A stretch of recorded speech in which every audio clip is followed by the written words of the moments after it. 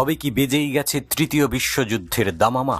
Israeli হামলার ভয়ানক জবাব দিয়ে ইরান নিজেই দৃশ্যপটে হাজির। মধ্যপ্রাচ্যের ক্ষমতার দ্বন্দ্বে বৃহত্তর সংঘাতের আশঙ্কা।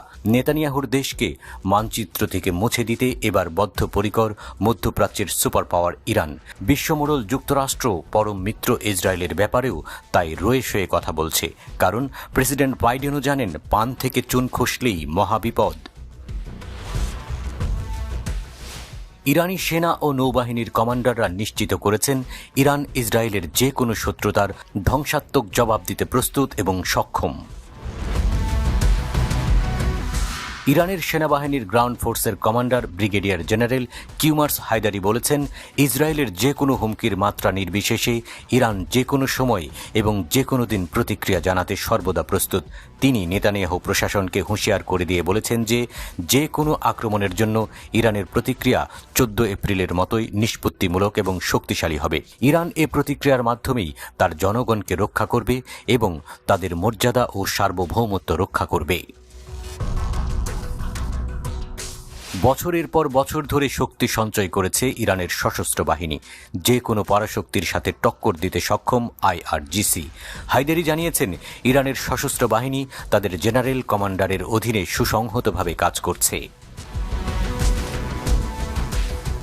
ইরানের নৌবাহিনী আরও এক ধাপ এগিয়ে ইসরায়েলকে শিক্ষা দিতে তারাও ওঁত পেতে রয়েছে। ইরানের নৌবাহিনীর deputy commander admiral Hamza Ali Kawani বলেছেন, ইরানি সশস্ত্র বাহিনী সর্বোচ্চ যুদ্ধের প্রস্তুতিতে রয়েছে। তিনি পুনর্ব্যক্ত করেন, ইরান তার সার্বভৌমত্বের যে কোনো লঙ্ঘনকে ধ্বংসাত্মক প্রতিক্রিয়া দিয়ে মোকাবেলা করবে এবং দেশটির স্থল, নৌ এবং বিমান সক্ষমতা তাদের সর্বোচ্চ পর্যায়ে রয়েছে। কাওয়ানি দেশের স্বাধীনতা ও সার্বভৌমত্ব বজায় রাখার দায়িত্বের উপর জোর দিয়ে প্রকাশ করেছেন, ইরানের নৌবাহিনী তার স্বার্থ রক্ষার জন্য ইরানের মুক্ত জলসীমায় উপস্থিত রয়েছে।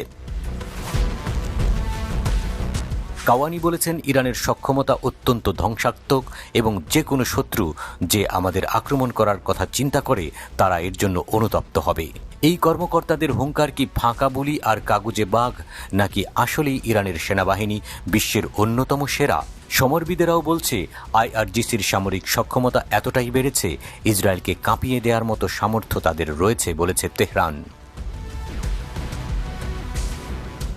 ইরানের প্রেসিডেন্ট ইব্রাহিম রাইসি জানিয়েছেন, ইরান তার সম্পদ এবং স্বার্থের বিরুদ্ধে যে কোনো আকারের আগ্রাসনের কঠোর ও ব্যাপক জবাব দেওয়ার পরিকল্পনা করছে।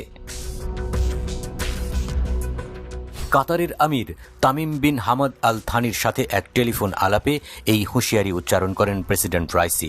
ইব্রাহিম রাইসি দাবি করেছেন, আগ্রাসীকে শাস্তি দেওয়ার লক্ষ্যে ইসরায়েলে চালানো অপারেশন ট্রু প্রমিস সফলভাবে পরিচালিত হয়েছে।